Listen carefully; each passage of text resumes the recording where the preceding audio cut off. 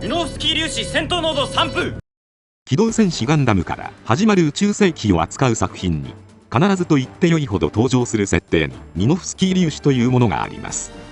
ミノフスキー粒子の技術は様々な場所で応用されている宇宙世紀のガンダム世界に欠かせない粒子であり、この粒子はどんな現実的な物理学も打ち崩してくれる便利な設定です。今回はそんなミノフスキー粒子とは一体何かについて解説させていただきます。なお終盤にはジークアクスの内容についても触れていますので、未視聴の方はご注意ください。まずミノフスキー粒子とは機動戦士ガンダムに登場するジオン公国軍の物理学者トレノフ Y ミノフスキー博士が発見した粒子の名前です。この粒子は肉眼で見ることはできず、ほぼ重さがないので素早く拡散し、人や鉄などの物体を投下し、濃度によっては粒子同士が互いに結びついて目には見えないアイフィールドと呼ばれる力場を作り出すといった特徴があります。なおミノフスキー粒子という名前は設定交渉の松崎健一氏が命名していて、原作者である富野義行氏が好きそうな粒子、富野スキー粒子、ミノスキー粒子、ミノフスキー粒子という由来になっています。そんなミノフスキー粒子は様々な特性を持ちます。まず電波障害についてです。ミノフスキー粒子を高濃度で散布すると粒子同士が結びつき、目には見えないアイフィールドと呼ばれる力場を作り出しますが、このアイフィールドはレーダー、衛星放送、ラジオ、通信機などのマイクロ波と呼ばれる波長よりも長い電波の送受信を妨害する性質があります。要するにマイクロ波がアイフィールドを通ろうとしても障害物が多すぎて目的地までたどり着けず、レーダーが正しく機能しないということです。つまりミノフスキー粒子が高濃度で散布されている場所ではレーダーが機能しないので、ミサイルなどの誘導兵器が使用できず、索敵は目で見て行う必要があるということになります。そしてアイフィールドが作り出された空間で通信を行うためには、機体同士が接触しての接触通信やレーザー通信を使う必要がありました。そのためモビルスーツ同士が接触し合って会話する様子が多々描かれており、作中の人物から接触回線やお肌の触れ合い回線などと呼ばれることもあります。なお通信に関しては例外としてニュータイプが存在します。ニュータイプは認識能力が高いことに加えてミノフスキー粒子を振動させる感濃波を出します。そのためニュータイプはミノフスキー粒子を通じて敵機を察知したり、ニュータイプ同士で電話をすることができます。またミノフスキー粒子は非常に素早く散布することができるため、敵を発見してから散布しても戦闘に間に合うとされています。宇宙世紀でモビルスーツが登場する以前は宇宙戦艦をたくさん投げて遠距離から敵戦艦を捕捉し、手法を用いて殲滅するような戦い方が標準的でしたが、ミノフスキー粒子が実用化されたことでこの戦い方ができなくなっていきました。もちろん敵の座標を予測しミサイルの進路を計算して発射することはできますが、敵は絶えず動いているため命中率はあまり高くなかったようです。そのため戦闘はレーダーで敵機を捕捉してミサイルなどの遠距離兵器を使った遠距離戦闘からカメラを使った目で見える距離での近距離戦闘へと変わっていきます。そこで戦艦に代わって活躍するようになったのがモビルスーツと呼ばれる高機動人型兵器です。次に熱核反応炉についてです。ガンダムの世界では戦艦やモビルスーツなどは核エネルギーを使って動いています。この動力源はミノフスキーイオネス小型熱核反応炉とされています。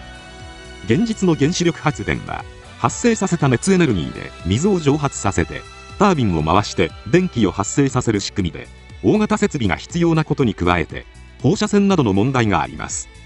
しかしミノフスキーイオネス小型熱核反応炉はアイフィールドで熱や放射線を遮断することで直接電力を作り出すことができます。またエネルギーを発生させるための核融合反応はアイフィールドが維持できなくなった瞬間に停止するため、反応炉が動いている時に直接破壊されでもしない限り大きな爆発を起こすことはなく、放射能汚染被害も心配もないようです。つまりミノフスキー粒子のアイフィールド核壁の恩恵により超小型の核融合炉で安全に大出力のエネルギーを作り出せるようになったということです。宇宙世紀では熱核反応炉が完成したことでエネルギー問題がほぼ解決されており、戦艦やモビルスーツにも搭載できるようになりました。なおエネルギーの生成には重水素とヘリウム3が用いられますが、ヘリウム3は木星で採取できるため、地球圏と木星圏の間で往復4年の歳月をかけて運搬作業を行う木星船団公社が存在します。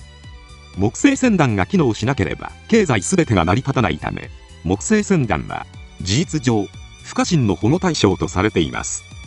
次にメガ粒子についてです。メガ粒子とはミノフスキー粒子を高密度で圧縮した時に生じる粒子のことで、このメガ粒子を発射させる兵器がメガ粒子砲やビームライフルといい、圧縮されたミノフスキー粒子を直接放出し、一定の長さで固定した兵器をビームサーベルと言います。兵器の名前はそれぞれ異なりますが、宇宙世紀のガンダムの世界で使われるビーム兵器は基本的に圧縮されたミノフスキー粒子を応用した兵器なので、戦艦やモビルスーツの装甲を焼き切るほどの熱エネルギーを持つだけではなく、ミノフスキー粒子同士がぶつかり合うと、まるで質量を持った物質同士のぶつかり合いがごとく弾け散るようになっています。メガ粒子砲は高密度に圧縮したメガ粒子をアイフィールドの壁で方向性を持たせ、着弾地点で最大火力を出せるように調整したビーム兵器を指します。メガ粒子を作るためには膨大なエネルギーが必要だったため、熱核反応炉が開発された当初は大きな反応炉を搭載できる戦艦クラスの兵器でしかビーム兵器を扱うことはできませんでした。しかし、あらかじめメガ粒子になるギリギリの状態に圧縮されたミノフスキー粒子をライフルの中に蓄え、その状態で維持することのできるエネルギーキャップという技術が開発され、携帯可能な小型サイズで保持することができるようになりました。この小型サイズのメガ粒子砲発射装置のことをビームライフルと呼びます。ビームライフルは少量のエネルギーを送るとメガ粒子に縮体され打ち出すことができます。そのため一年戦争時のビームライフルは機体の手のひらにあるコネクタと接続し、エネルギーを供給して打ち出す構造になっています。また一年戦争後はエネルギーキャップを外付けにしたエネルギーパックが登場し、エネルギー再充填時にライフルごと交換しなくてもカートリッジだけ変えれば再使用できるようになっています。ビームサーベルはスカの部分にエネルギーキャップの技術を使い、高密度に圧縮されたミノフスキー粒子を直接放出し、放出された粒子の外側をアイフィールドで覆うことで一定の長さで固定した状態を作り出すという仕組みになっています。戦闘時にビームサーベル同士が切り結んだ際につばぜり合いのような状態が発生しますが、これはビームサーベルを覆うアイフィールド同士が互いに反発し合うために生じる現象で、出力が同程度であればその状態を維持し、どちらか一方の出力が高ければ競り勝つこともあります。なおビームサーベルの出力は戦艦の装甲を焼き切るほどの高温から雪山で雪を溶かしてお風呂を沸かす程度の温度まで変化させることができるようです。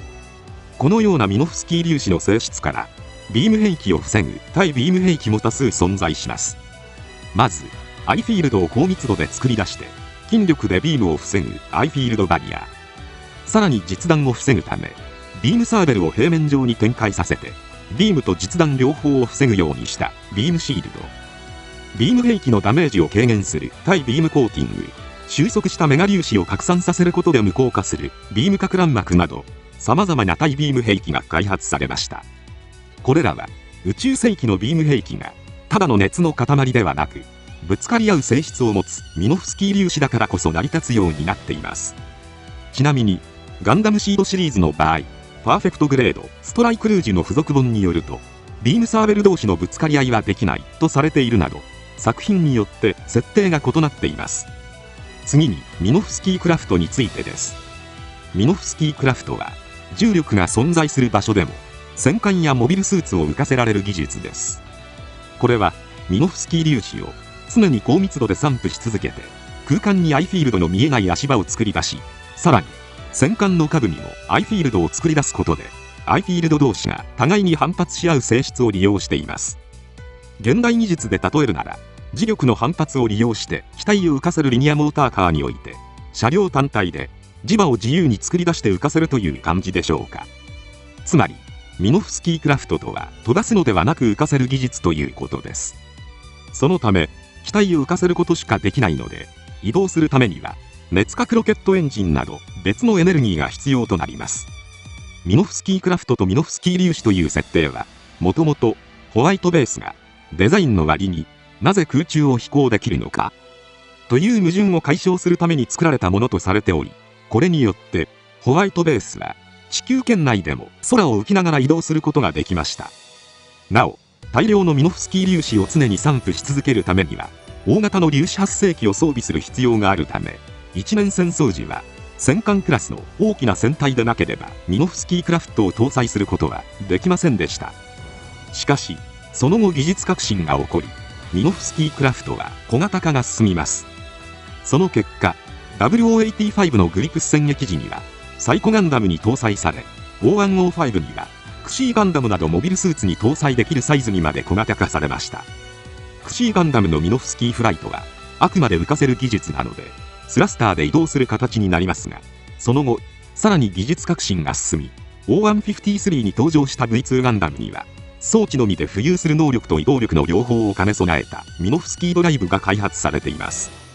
ということでミノフスキー粒子についてでした。ジークアクスでもミノフスキー粒子散布というセリフが登場していましたが、これは宇宙世紀作品におけるレーダーの使えない有刺回戦闘や質量を持つかのようなビーム兵器などの設定として作られた架空の粒子となります。ジークアクスのビームサーベルは宇宙世紀作品では珍しい形状になっていますが、サーベル基部からビームを縁取るようにアイフィールドを生成していると思われます。このような複雑な形状のビームだと O123 のベルガギロスのビームフラッグで見られますが、それの前身となる技術が用いられているのかもしれません。今回は以上となります。チャンネル登録されるかはお任せいたしますので、もしよければもう一本動画を見ていただけたらとても嬉しいです。最後までご視聴いただきありがとうございました。